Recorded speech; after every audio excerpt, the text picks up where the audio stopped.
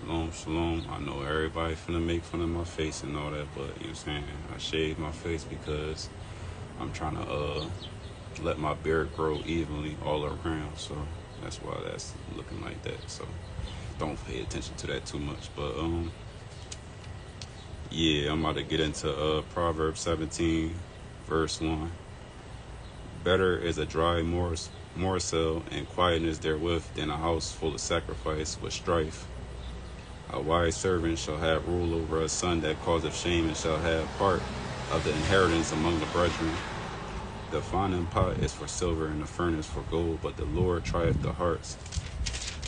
A wicked doer giveth heed to false lips, and a liar giveth ear to a naughty tongue. Whoso mocketh the poor reproacheth his maker, and he that is glad at calamity shall not be unpunished. Children's children are the crown of old men, and the glory of children are their fathers. Excellent speech becometh not a fool, much less do lying lips a prince. A gift is as a precious stone in the eyes of him that have it. Whithersoever it turneth, it prospereth. He that covereth a transgression seeketh love, but he that repeateth a matter separateth very friends.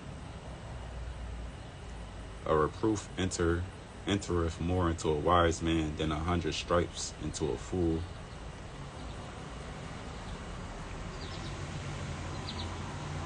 An evil man seeketh only rebellion, therefore a cruel messenger shall be sent against him.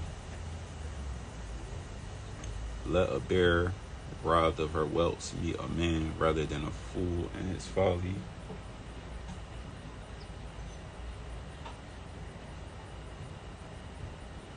Whosoever rewardeth evil for good, evil shall not depart from his house. So never go tit for tat. Never reward the evil for evil.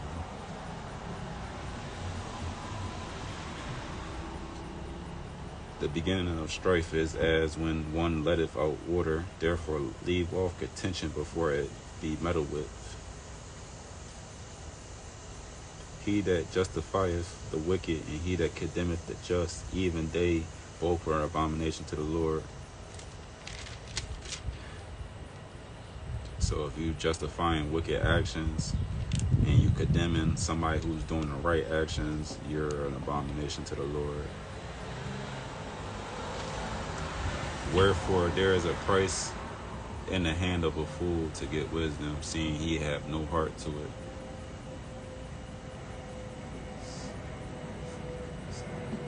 A friend loveth at all times, and a brother is born for adversity. So a friend loveth at all times, no matter what y'all go through. A true friend is going to love you at all times, and a brother is born for adversity, which y'all go through. A man void of understanding striketh hands and becomes surety in the presence of his friend. He loveth transgression that loveth strife, and he that exalteth his gate seeketh destruction. He that have a froward heart findeth no good, and he that have a perverse tongue falleth into mischief.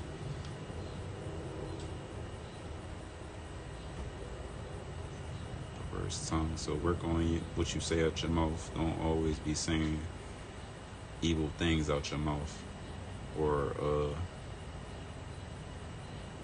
perverse things out your mouth.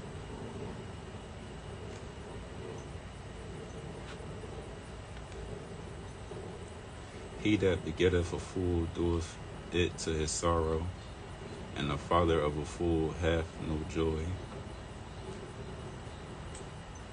So if you got a fool, I mean, if you a parent and you begetteth a fool, like begetteth, if you have a kid that's a fool, it's going to be sorrow to you, and whoever,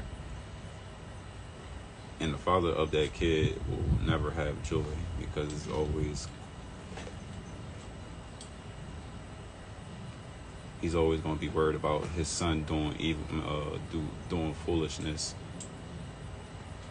A merry heart doeth good like medicine, but a broken spirit drieth the bones. So your heart being merry or being full of joy is medicine to your heart. but a broken spirit your drive your soul, your bones, your spirit. A wicked man taketh a gift out of the bosom to pervert the ways of judgment.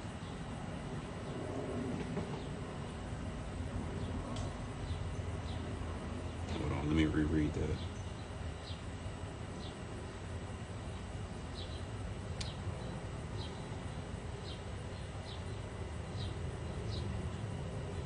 A wicked man taketh a gift out of the bosom to pervert the ways of judgment.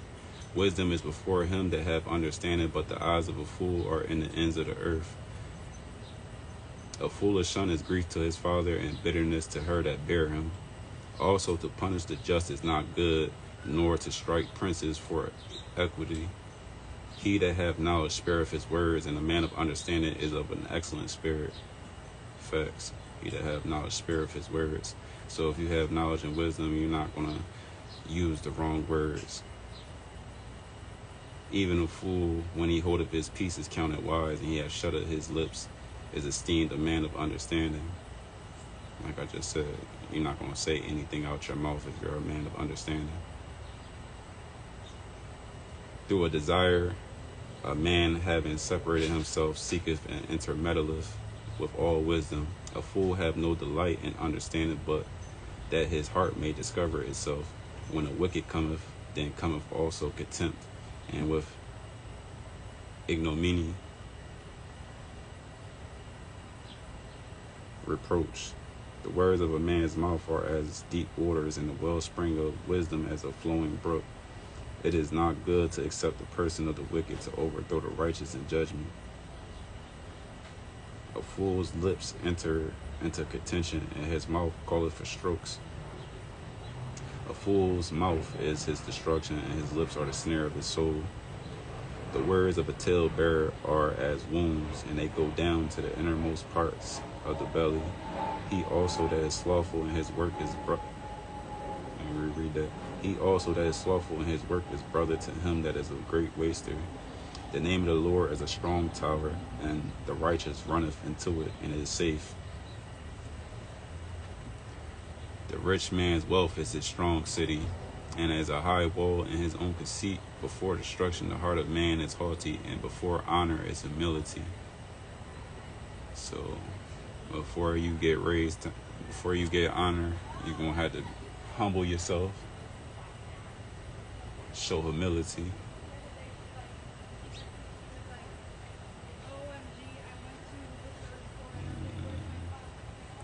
He that answereth a matter before he heareth it, it is folly and shame unto him.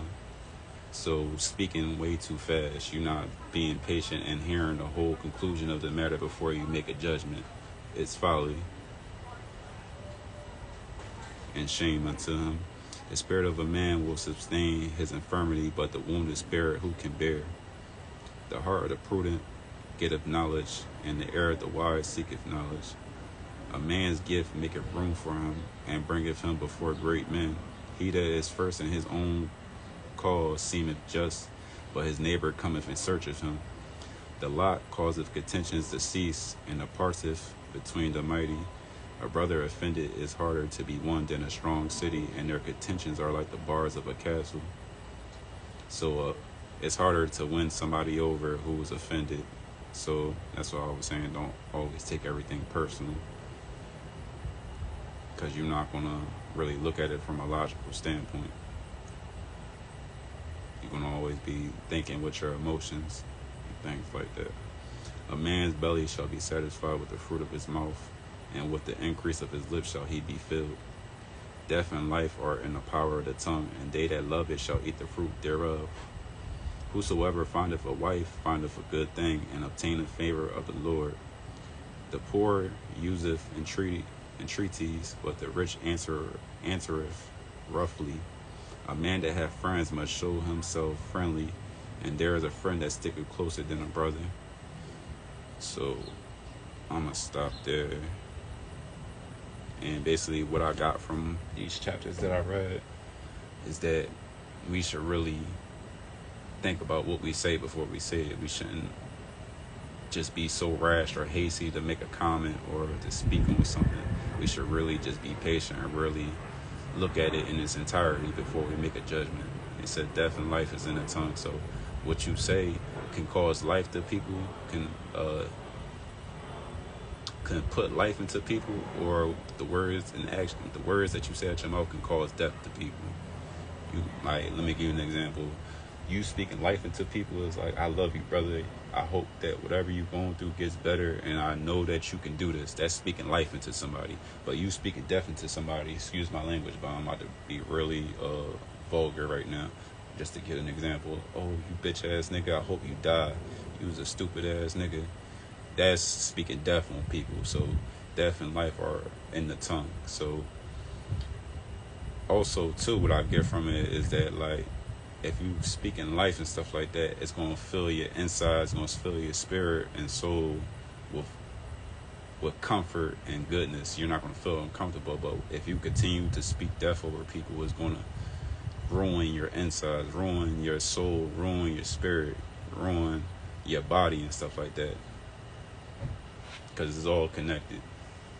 But yeah, I'm not going to go too deep today. I just wanted to get on here, read 2 chapters like I've been doing every day and staying consistent. I hope everybody's having a beautiful day. I hope that y'all get something from my readings. I hope that y'all really taking in the word. Even if you don't really listen to my live, at least that you see that I'm trying to, you know what I'm saying, preach the word, that might help you to want to even receive the word or hear it a little bit more. So hope everybody have a beautiful, blessed day. Shalom, shalom. I'm out of here.